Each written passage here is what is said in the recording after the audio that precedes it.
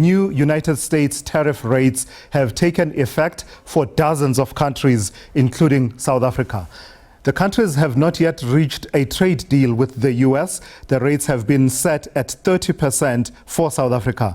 Meanwhile, the Trade, Industry and Competition Minister, Park Stau, says his department is working around the clock to make a counter-offer to the United States. Following this, President Cyril Ramaphosa has promised to support South African businesses that will be affected by the US tariff hikes. The tariffs are expected to cost many jobs if the government fails and other role players fail to secure a trade deal with the US.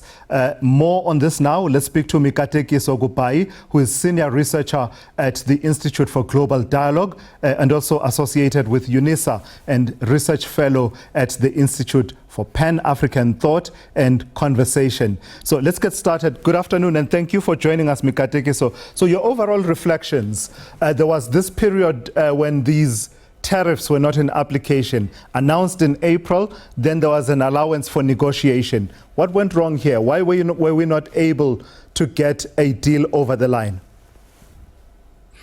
Well, according to, by the way, good afternoon, my brother. Thank you for inviting me.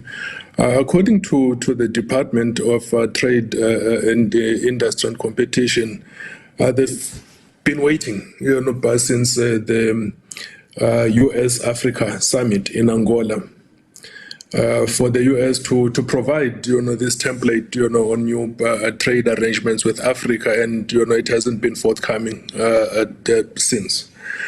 So there's a bit of a slow, response from the US side to approaches by South Africa to negotiate a deal. To avoid this 30% tariff hike. So what's at stake, just from your own understanding, how high are the stakes for us? Because in some sectors already there have been tariffs that have already been imposed. I'm talking, for instance, about the automotive sector. Then you add this 30% plus the possibility of a further 10% for merely associating ourselves with the BRICS block of countries. So how high are the stakes for South Africa? Well, they are high. The stakes are high for not just South Africa, but for every country that is dealing with a Trump administration right now. There are other countries, for instance, with similar tariff, hikes. I mean, imagine, for instance, even a country like Lesotho facing, this sort of tariffs from the United States. It's a big deal, my brother, because it means tariffs by their nature mean that they are imposing an additional charge on the price of the goods that we sell, that will ultimately lend to a consumer's a table in the market. Somebody has to pay for this. So the higher the price of a product, the less likely the product will be sold, right? The less likely the product will be bought by a consumer. It makes it very difficult, for producers, to sell their products, to the consumers. It makes it very difficult to access, markets, at those additional prices, and so on. And the implications, for this are, likely job losses.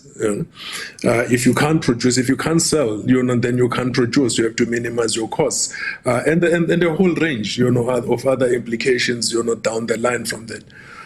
So it is a concern. It's a concern for everybody. Across the globe, especially those that, for instance, also depend on, global value chains. And the impact of these tariffs, by the way, are, not only, on South Africa, or, other countries that the US trade with, but also on US consumers themselves, because they may, have to pay higher prices as well, for some of the goods that, they consume on a regular, based on, purely the additional tariffs that, are put on materials that the US imports to manufacture some of the products that they sell domestically. So what's the best thinking about how to respond now that the 1st of August has come and gone and the tariffs are now kicking in and in a way, some of our worst fears, particularly around how that will impact sectors such as the automotive sector in areas like Kariega and Nelson Mandela Bay, as well as the exports of our, agriculture sector to the United States. Now that that has happened, what's the best thinking about how to move forward in terms of supporting businesses in South Africa, opening up other markets, but also at the same time pursuing these negotiations with the United States? Well, you have just listed all of the things that ought to be happening, my brother. Because firstly, you can't avoid it. We have a Trump administration. We have to deal with a Trump administration. They've decided that they're going to take, this route, and in my, view, they don't seem, quite interested, in taking, a different route. Trump administration has repeatedly said that it wants to reindustrialize the United States, and it has chosen this particular path to do this. They also want to use this process, their economic heft, to impose their will on other countries' domestic arrangements, right? Domestic policy, which is quite incorrect, but this is what they have decided to do. The only available instruments we have ourselves, well, the whole world has, is to negotiate as best as we possibly can, but not leave it only at that, and of course expand market access to other markets, other regions of the world. See how we can best market our goods elsewhere. We can't, be, for instance, solely reliant on the U.S. market, for instance. But in any event, these are things that normally, all countries, do on a regular basis. Continue to seek, new markets, continue to seek new trade partnerships, trade arrangements, on a regular basis. So it shouldn't be, except that, now there's just greater agency, to do so. Just on that point, before you move on to another point, the point about widening our markets and opening up new markets, how easy is that to do? Is it easier said than done? I'm just imagining the lag time that may be involved in, one, getting into those negotiations and then setting up the various agreements and structures long before the first, shipping containers leave port in South Africa for any destination that may be presenting a new market? Well, of course, it will take a bit of time, for a full benefit of new markets to kick in naturally. But you have to start, so you can't wait, another minute. It has to be. It's an ongoing thing. All states, all economies keep looking out for new possibilities, new opportunities, for their domestic products, and so on. This is an ongoing thing. They do this naturally all the time anyway. There's just greater agency, to do this now, given, these developments. For instance, you'll recall, that the Europe has suddenly become a much bigger market, for our automobile products lately, growing to be bigger than the US, for instance. So some of these things are starting to happen, here and there. But yes, of course, it will take a little bit of time, for new arrangements, new trade, opportunities to kick in into full effect. I'm sure you will. But you have to start somewhere. Yeah. You can't wait for forever for something to happen out of nowhere. You have to start. In fact, it's something that ought to have already been happening anyway. Yeah. There are some, and South Africa is not the only one that is looking at doing this. I mean, even India, for instance, is under pressure to look at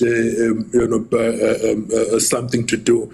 That President Trump has made it clear that he is fighting BRICS now because he thinks it's anti-America. He thinks BRICS is out to get the American dollar and so on. And BRICS countries have to respond as well. They have repeatedly said that they are not against the dollar, they are not against anyone, but they are pro global South economies, developing economies.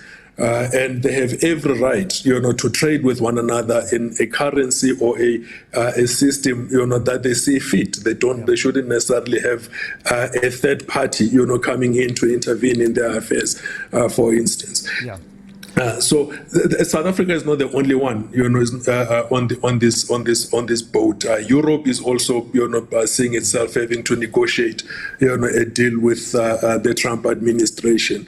But the reality is, you have an economic heft, that is being brought to bear on everybody, right.